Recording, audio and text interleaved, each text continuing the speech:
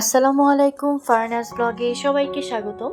কাছে এবং দূরে, দেশে এবং দেশের বাইরে যে যেখান থেকে আমার আজকের ভিডিওটি দেখছেন, আশা করি সবাই ভালো আছেন। আমিও আলহামদুলিল্লাহ ভালো আছি। আজকে এত মজার একটা ভর্তা নিয়ে হাজির হয়ে গেছি। মাত্র অল্প কিছু উপকরণ দিয়ে কিন্তু এই মজার ভর্তাটা তৈরি করা যায়। আর এতই মজা, মানে এই ভর্তা দিয়ে খাওয়া শেষ হলেও মুখে রুচি কমবে না, এত মজা। আজকে যে ভর্তাটা দেখাবো, মিষ্টি কুমড়াটা হচ্ছে মেন উপাদান। তো মিষ্টি কুমড়া দিয়ে কিন্তু আজকে ভর্তাটা বানাবো।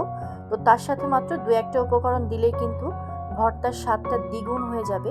অসম্ভব মজা এই ভর্তাটা, দারুণ মজা। তো এই ভর্তাটা আশা করি আজকে সবার কাছে ভালো লাগবে।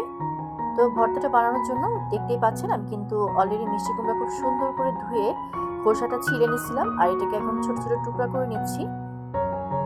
ভর্তাটা বানানোর আগে সুন্দর করে যদি গুছায় নেওয়া যায় তো ভর্তা কিন্তু বানাতে একদম অল্প সময় হয়ে যায়। তো প্রত্যেকটা রান্না করার আগে একটু গুছায় সুন্দর করে পরিপাটি করে কাজটা গুছায় নিলে যে কোনো রান্নাই কিন্তু সুন্দর হয়।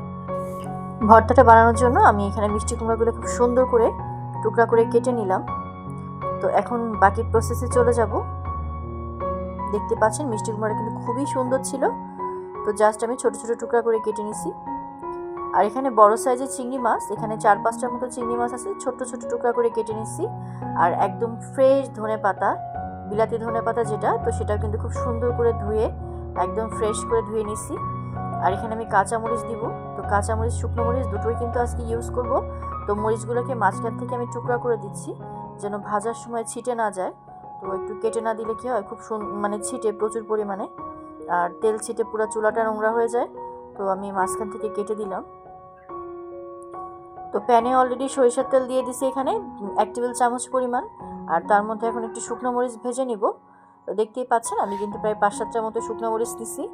তো আমার ভর্তার পরিমাণটা একটু বেশি, তো ঝালের পরিমাণটা একটু বেশি হবে।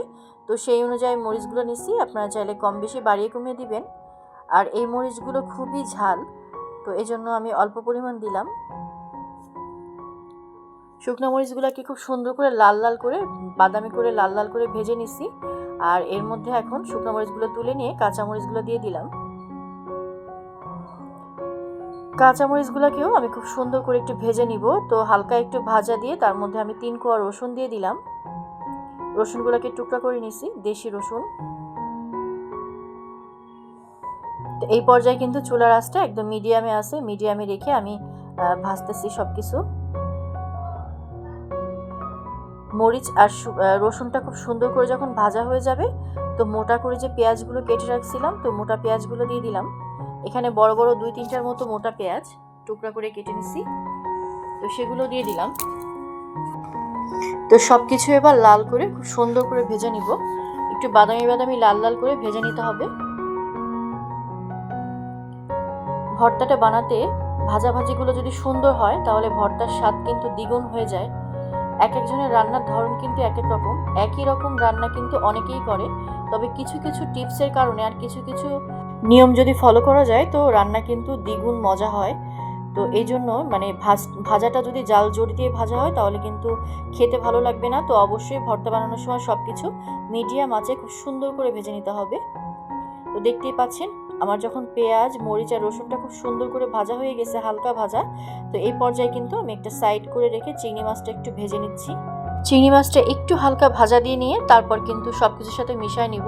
আর আমি আরও কিছুক্ষণ ভেজে নিব, একদম লাল লাল বাদামি বাদামি করে ভেজে নিব। তো যেহেতু চিংড়ি মাছটা একটু বড় করে কাটা, তো একটু হালকা ভেজে নিতে হবে। যেহেতু কাঁচাই দিছি আমি, এটাকে জাস্ট একটু ভেজে নিতে হবে, তাহলে খুব সুন্দর মতো সেদ্ধ হবে। সামান্য 1 চিমটি লবণ দিয়ে দিলাম। দিয়ে এখন এই যে দেখতেই পাচ্ছেন সব কিছু কিন্তু খুব সুন্দর করে মিশিয়ে আমি কিন্তু আরও কিছুক্ষণ এটাকে ভেজে নিব। আর এই পর্যায়ে চুলার আঁচটা কিন্তু আমার মিডিয়ামেই আছে, আমি কিন্তু খুব জোরে জাল দিয়ে ভাজতেছি না, একদম মিডিয়াম আছে। খুব সুন্দর করে দেখতে পাচ্ছেন ভাজা ভাজা করে নিচ্ছি। অফ ক্যামেরা আমি কিন্তু কিছুক্ষণ এটাকে নেড়ে চেড়ে খুব সুন্দর করে একটু ভাজা ভাজা করে নিচ্ছি। তো এই পর্যায়ে বিলাতি ধনেপাতা যেটা আমি সুন্দর করে ধুয়ে রাখছিলাম, তো এটা আমি টুকরা করে নিয়েছিলাম অফ ক্যামেরায়, তো সেটাও এখন দিয়ে দিলাম। অবশ্যই যে কোনো ধনেপাতা ইউজ করতে হবে।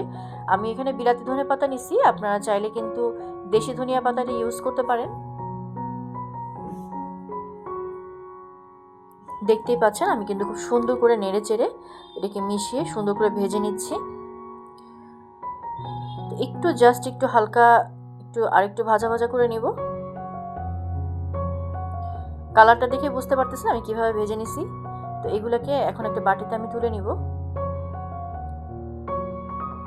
খুব সুন্দর মতো ভাজা হয়েছে আর অসম্ভব সুন্দর একটা ঘ্রাণ। তো আমি কড়াইতে আরও একটু তেল দিয়ে দিলাম, সরিষার তেল। তো তার মধ্যে এখন মিষ্টি কুমড়াটা দিয়ে দিব। মিষ্টি কুমড়াটা আমি অফ ক্যামেরায় খুব সুন্দর করে ধুয়ে একদম পানি ঝরাই নিয়েছিলাম আর তেলের মধ্যে দিয়ে দিলাম। এটাকে এখন মিডিয়াম আঁচে খুব সুন্দর করে ভেজে নিতে হবে। তো মিষ্টি কুমড়ার পরিমাণ অনুযায়ী সামান্য পরিমাণ একটু লবণ দিয়ে দিলাম। এবার এটাকে খুব সুন্দর করে লাল লাল বাদামি বাদামি করে ভেজে নিতে হবে। এই ভর্তাটা খেতে যে এত মজা হয়, এটা বাসায় আপনারা একবার হলেও ট্রাই করবেন, তাহলেই বুঝতে পারবেন। আমি আসলে কি বলবো, অসম্ভব মজা হয়। আর এত মজা যে এই ভর্তা দিয়ে খেতে বসলে খাওয়া শেষ হয়ে গেলেও কিন্তু মুখে রুচি কমবে না, এত মজা। তো আমি কিন্তু ভর্তাটা বানানো শুরু করে দিলাম। তো ভর্তাটা বানানোর জন্য একটা বাটনায় আমি শুকনো মরিচগুলো নিয়ে নিলাম। তো প্রথমে শুকনো মরিচগুলো আগে সুন্দর করে মিশাই নিব লবণ দিয়ে। যেহেতু মিষ্টি কুমড়া ভাজার সময় আমি লবণ দিছি, আর চিংড়ি মাছ, ধনিয়া পাতা, রসুন, কাঁচামরিচ ওগুলো ভাজার সময়ও কিন্তু আমি সামান্য পরিমাণ লবণ দিছি। তো লবণটা কিন্তু ব্যালেন্স করে দিবেন। তো দেখতেই পাচ্ছেন মরিচটা কিন্তু খুব সুন্দর করে মিশাই নিছি। তো এবার যে ধনিয়া পাতার যে মিশ্রণটা, মাছ দিয়ে, চিংড়ি মাছ দিয়ে, ধনিয়া পাতা, কাঁচামরিচ আর রসুন, তো যে ভেজে রাখছিলাম তো সেটা দিয়ে দিলাম। এবার খুব সুন্দর করে এটাকে মিশাই নিতে হবে। চাইলে কিন্তু আপনার এই পর্যায়ে এটা কি ব্লাইন্ডারও করে নিতে পারেন। তো আমার এভাবে ভালো লাগে। তো এইভাবে আধা বাটা ভর্তাটা কিন্তু অসম্ভব মজা লাগে। তো ব্লাইন্ডারে একদম মিশ হয়ে যাবে। তো এইভাবে কিন্তু বানালে খুবই মজা হয়। চাইলে পাটায়ও বেটে নিতে পারেন। তো আমার কাছে আজকে মনে হলো বাটনাই করি, তো আজকে বাটনা দিয়ে ভর্তাটা বেটে নিলাম। আজকে ভর্তাটা একটু অন্যরকম করে বানাবো। আজকে কিন্তু দেখতেই পাচ্ছেন আগেই কিন্তু কাঁচা পেঁয়াজটা দিয়ে দিলাম।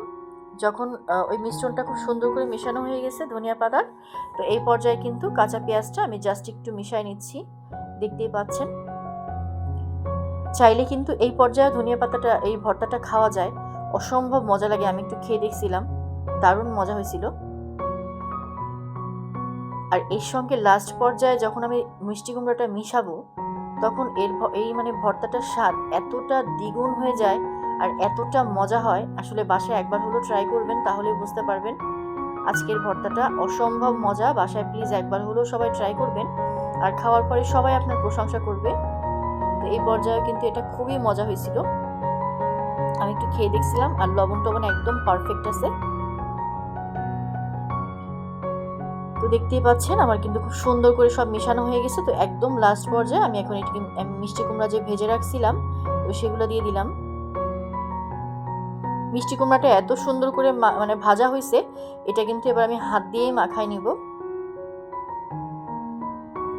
এই ভর্তাটা যে কতটা লোভনীয় হয়, প্লিজ বাসায় একবার হলেও সবাই ট্রাই করবেন, আমি রিকোয়েস্ট করতেছি।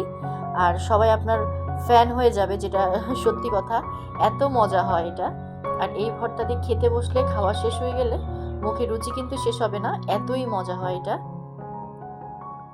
তো আমি সব কিছু খুব সুন্দর করে মিশাই নিচ্ছি। দেখেই বুঝতে পারতেছেন ভর্তাটা কতটা লোভনীয় হয়েছে। তো এখন আমি একটা বাটিতে এটা এখন বেড়ে দেখাচ্ছি, দেখতেই পাচ্ছেন কতটা সুন্দর হয়েছে। তো আজকে কিন্তু আর একদম লাস্ট পর্যায়ে সরিষার তেল দিব না, কারণ এটা একদম পারফেক্ট আছে। তো আমার এই লোভনীয় ভর্তা কিন্তু একদম রেডি। আজকের ভর্তাটা কেমন লাগলো অবশ্যই কিন্তু কমেন্ট করে জানাবেন। আর ভর্তা রেসিপি যদি ভালো লেগে থাকে তো অবশ্যই কিন্তু একটা লাইক দিয়ে দিবেন, আর অবশ্যই আমার চ্যানেলটি সাবস্ক্রাইব করে সবাই পাশে থাকবেন। ভর্তাটা বানানোর সঙ্গে সঙ্গে কিন্তু আমি যে বাটনাটা মুছে কিন্তু খেয়ে নিছি, দেখতেই পাচ্ছেন। ভাত নিয়ে নিছি, আর খুব মজা হয়েছিল, এত মজা হয়েছিল কি বলবো, অসম্ভব মজা। বাসায় এভাবে একবার হলেও প্লিজ ট্রাই করবেন সবাই। তো সবাই ভালো থাকবেন, সুস্থ থাকবেন। আজকের মতো এখানেই বিদায় নিচ্ছি। পরবর্তী ভর্তা রেসিপি দেখার আমন্ত্রণ জানিয়ে সবাইকে আল্লাহ হাফেজ, আসসালামু আলাইকুম।